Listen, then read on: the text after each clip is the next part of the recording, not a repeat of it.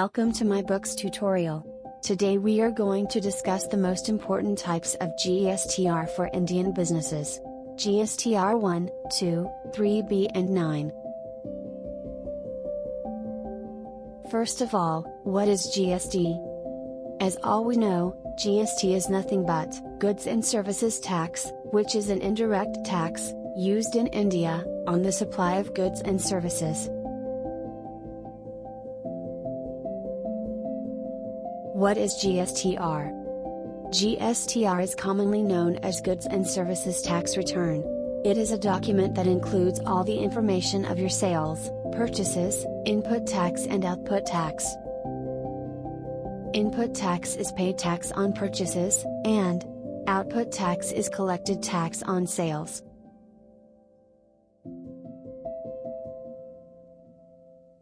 There are sequentially 11 GSTR, starting from GSTR 1 to GSTR 11. Keep in mind, not all the GSTR are universally applicable to everyone. Some of the GSTR are only associated with a specific transaction or sectors.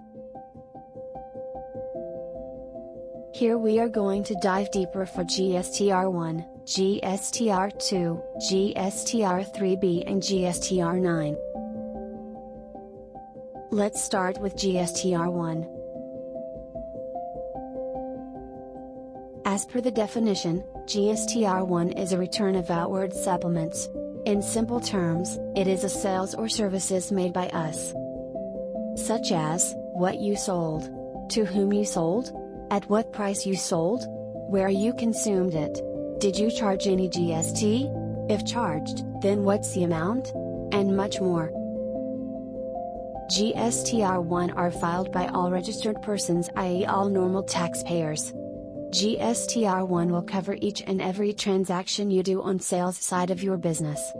The due date of GSTR 1 to file is on 11th of every month. And if you are a small business owner, and if your turnover is under 1.5 crores annually, you can file them on quarterly basis. Remember, GSTR 1 is a return of reporting. There is no necessity to pay any taxes under GSTR 1. You just inform the government about your type of sales you made. The GSTR 1 must be filed by all taxpayers. The next is GSTR 2. If a taxpayers file GSTR 1, then they should file GSTR 2. GSTR 2 includes all the detailed purchase made by you, or the services received by you.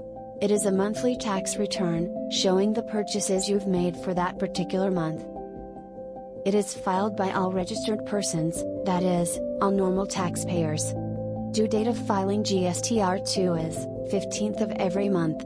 Similar to GSTR 1, GSTR 2 can also be paid on quarter, if your annual business turnover is less than 1.5 crore. GSTR 2 is also a return of reporting. You just report to the government about your purchase or service type you made. Now let's jump to GSTR 3B. If a taxpayers file GSTR 1 and 2, then it's mandatory to file GSTR 3B. GSTR 3B is the return of tax payment. It is also a monthly return.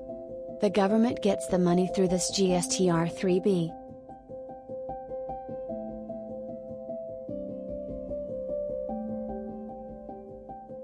All registered persons, that is, normal taxpayers should file this GSTR 3B.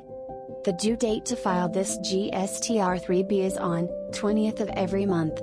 The QRMP, which is called as Quarterly Return Filing and Monthly Payment of Taxes Scheme, allows the taxpayers to file GSTR 3B on a quarterly basis, and pay their tax every month. And the most important GSTR is GSTR 9. GSTR 9 is an annual return.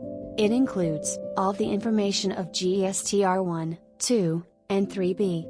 Since it is annual return, which is filed once in a year, you are going to summarize each and every transaction made on your business.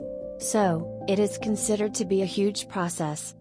GSTR 9 is filed by all registered normal taxpayers. The due date to file GSTR 9 is 31st of every December. For example, you have carried your business activities from 1st of April 2020 to 31st of March 2021. Here for the whole mentioned year, all your business activities must be filed on 31st of December 2021.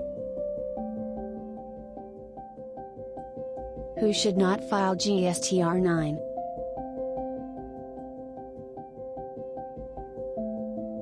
All the regular taxpayer registered under GST and having an annual turnover of more than 2 crore should file GSTR 9. The only category of GST registered entities not required to file GSTR 9 filing are input service distributors, casual taxable persons and non-resident taxable persons.